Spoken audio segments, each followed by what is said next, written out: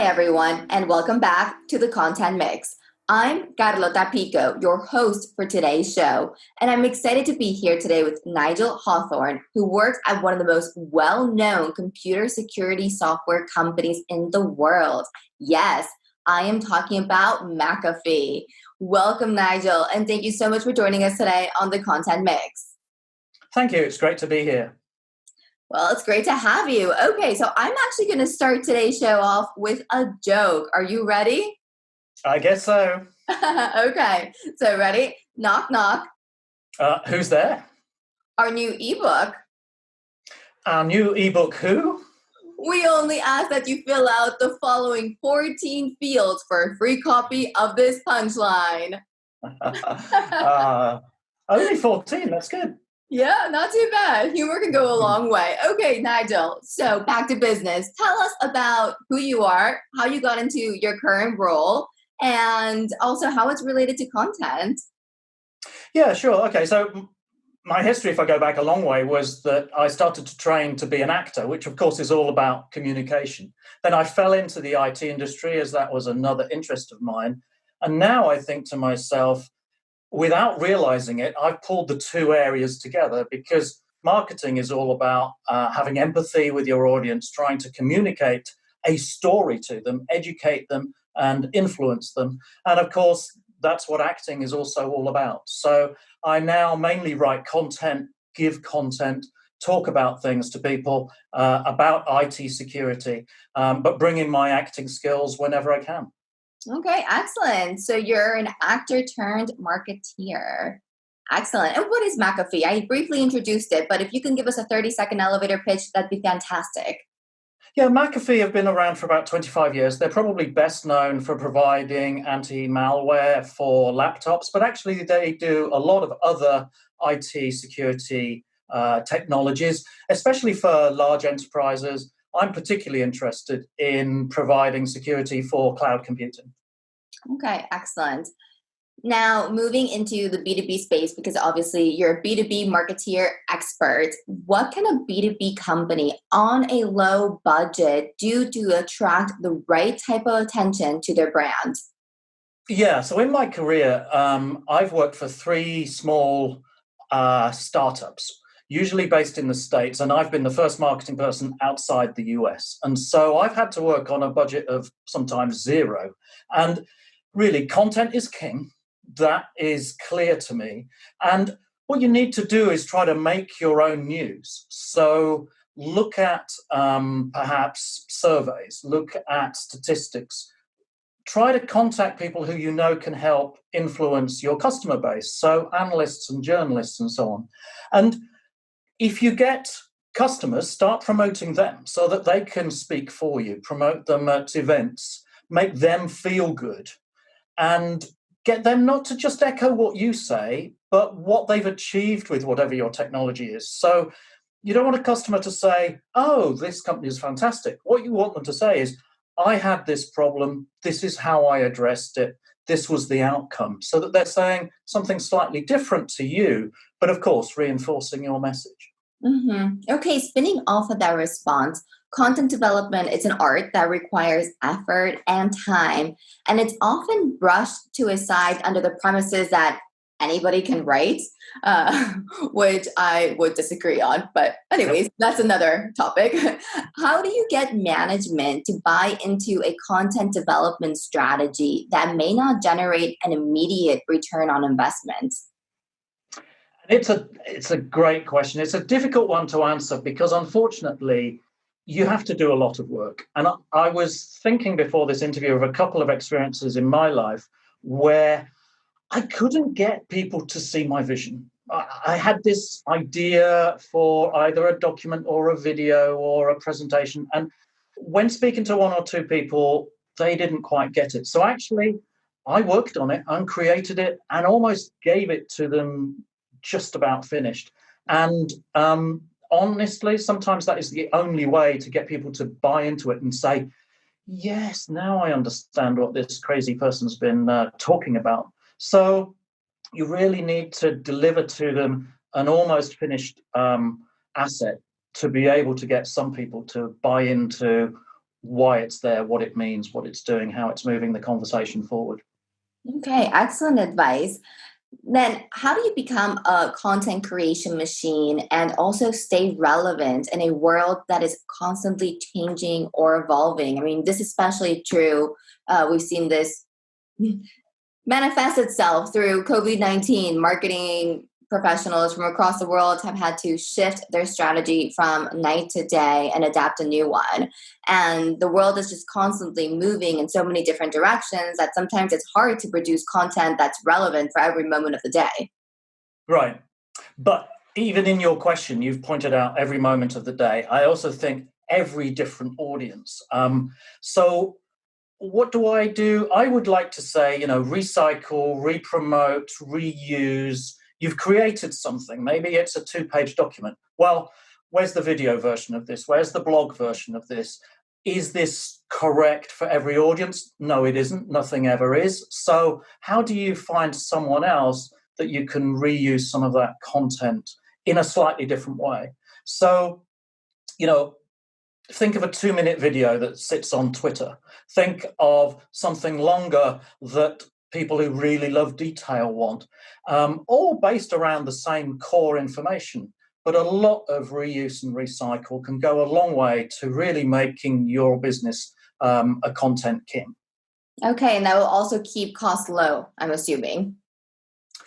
Yeah, and actually, of course, each one gets easier and easier to make. And therefore, you can outmarket your competitors, even if they've got more resources than you have.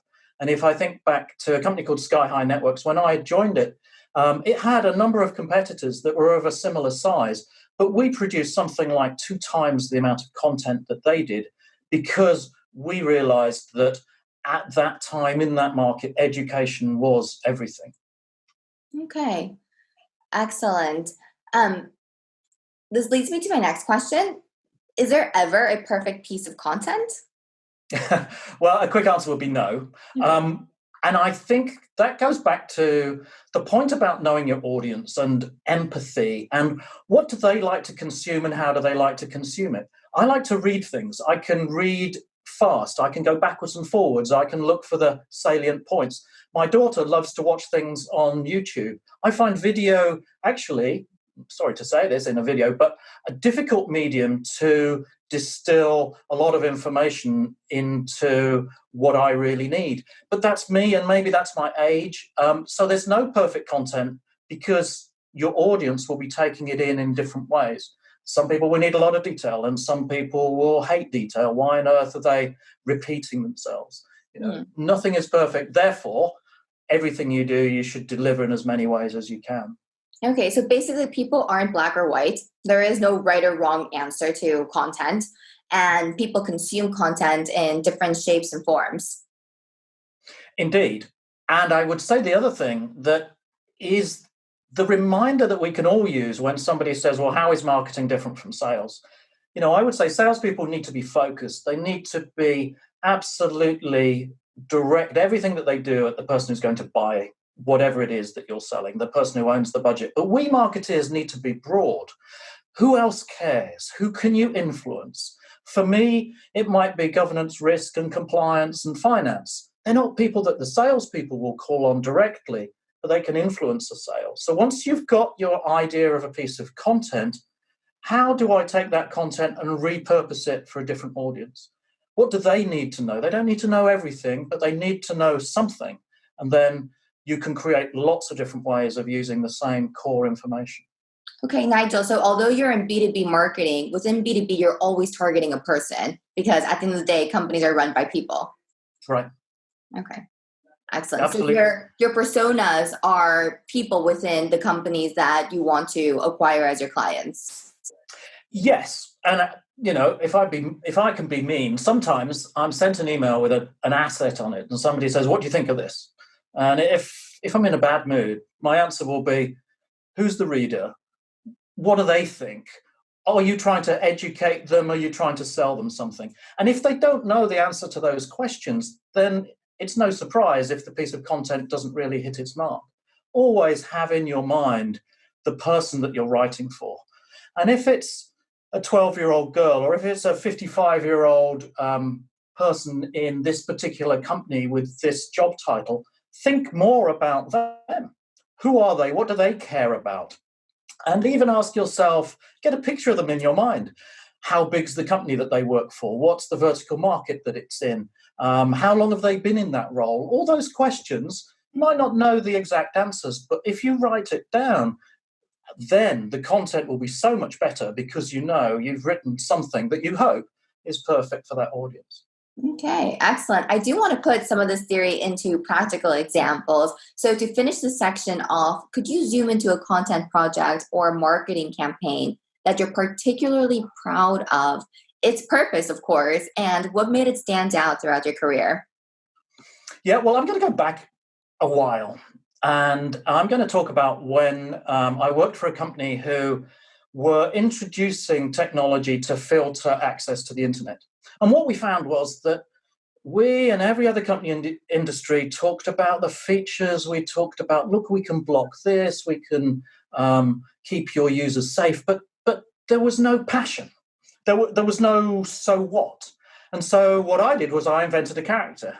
I called him Bob Kent, something simple, easy to remember. And I pretended to be that guy. And I went to websites that I shouldn't go to, and I saw the messages appear on my screen saying, Bob, don't go here.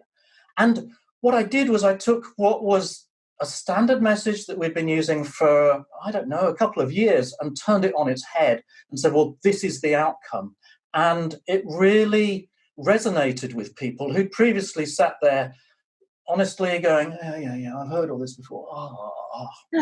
And so I do think that's where perhaps a bit of acting, a bit of getting into the shoes of your audience really works. And again, I would say that what it also did was it elevated it from being a conversation only with IT people to a conversation with, in that case, HR, who said, now I get it. Oh, okay. So if I'm not having my employees go to bad places, then they can be more productive. Great. So it allowed you to talk the same message, but to a different audience in a slightly different way. That is such a creative example, and also a perfect way of pulling some of the skills that you learned through acting into your current role as a marketeer. Excellent. Yeah. But we've all got background we can use. Don't sit there thinking, well, I haven't done acting, so I can't do this. But you've all got things either in your personal life or in previous history that you can bring to your marketing role. And that's what makes us all special. Okay, well, moving into the next section of our interview, it's a rapid fire set of questions. So basically, your recommendations for our audience. To get this section started off, I'd like to ask you about your source of inspiration, Nigel. So, an influencer or professional role model that you really admire. Yeah, no excuses, but Steve Jobs still influences me because he was able to take, again, complex ideas and technologies and produce very simple communication methods to get that message across. So he's definitely an influence. And actually, I know you're going to ask about books. So this is called the Presentation Secrets of Steve Jobs. And it talks about putting together a presentation and trying to make sure that you've crafted it exactly to your audience, and very simple chunks of information over a period of time to take people through a message. So both an influencer and a book there. I've got another book as well, actually. I know you're going to ask. So go ahead. Now this is perhaps specifically for the IT world, but there's lots of it. It's the series of books called Crossing the Chasm, and have a look for it. It reminds people that as a market changes, your audience changes.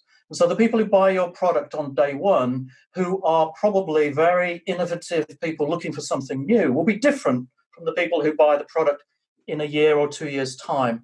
So your messages need to change. Mm-hmm. And points out the bad news of lots of people getting it wrong when they continued to market to this small group who'd already made their buying decisions while the bigger market was missed. So I think the Crossing the Chasm books, and there's a series of them, are really valuable. Okay, Nigel, since we've already covered books, I'm going to move into our last question of today's interview, which will be, what's your favorite app at the moment? Well, I guess there are two really, because life is all about communication, and it's WhatsApp to get in touch with people and communicate, but it's Twitter to keep live, up to date with what's going on absolutely right now. And perhaps I'm a little bit obsessed with Twitter and making sure that I know what's going on this second. Okay, excellent. Well, Nigel, thank you so much for joining us today on the Content Mix. It was awesome to meet you and to talk about so many different marketing and content topics. Thank you. It was great to do this. The pleasure was mine. And to everybody listening in today, thank you for joining us on the Content Mix. For more perspectives on the content marketing industry in Europe, check out the Content Mix. We'll be releasing interviews just like this one every day, so keep on tuning in. Thanks again. Have a fabulous day and see you next time. Bye.